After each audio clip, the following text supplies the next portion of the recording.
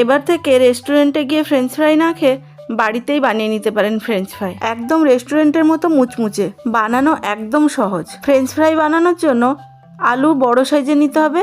আমি 3টে বড় সাইজের আলু নিয়েছি। প্রথমে আলুর খোসা ছাড়িয়ে নিয়ে লম্বা লম্বা করে মোটা মোটা করে কেটে নিতে হবে, যেভাবে আমি কেটেছি। এরপর ধুয়ে পরিষ্কার করে নিয়ে ফুটন্ত গরম জলের মধ্যে দিয়ে 5 মিনিটের জন্য সেদ্ধ করে নিতে হবে। পুরোপুরি সেদ্ধ নয়, হাফ সেদ্ধ। হাই ফ্লেমে মাত্র 5 মিনিট। সামান্য একটু নুন দিয়েছি। এরপর জল থেকে তুলে নিয়ে ঠান্ডা জলের মধ্যে ডুবিয়ে দিতে হবে 10 মিনিটের জন্য। 10 মিনিট পর ঠান্ডা জল থেকে তুলে নিয়ে পরিষ্কার শুকনো কাপড় দিয়ে মুছে নিতে হবে, অথবা টিস্যু পেপার দিয়ে মুছে নিতে হবে। না হলে পরিষ্কার কাপড়ের উপর একটা একটা করে ছড়িয়ে নিয়ে ফ্যানের তলায় রেখে দিতে হবে 10 মিনিটের জন্য, আমি যেভাবে রেখেছি। এরপর ডুবো তেলে সোনালি রং ধরা পর্যন্ত ভেজে তুলে নিন। ওপরে বিট লবণ, চিলি ফ্লেক্স, গোলমরিচ গুঁড়ো ছড়িয়ে দিন, আর সাথে টমেটো সস দিয়ে দিলেই তৈরি হয়ে যাবে একদম রেস্টুরেন্টের স্বাদের ফ্রেঞ্চ ফ্রাইজ।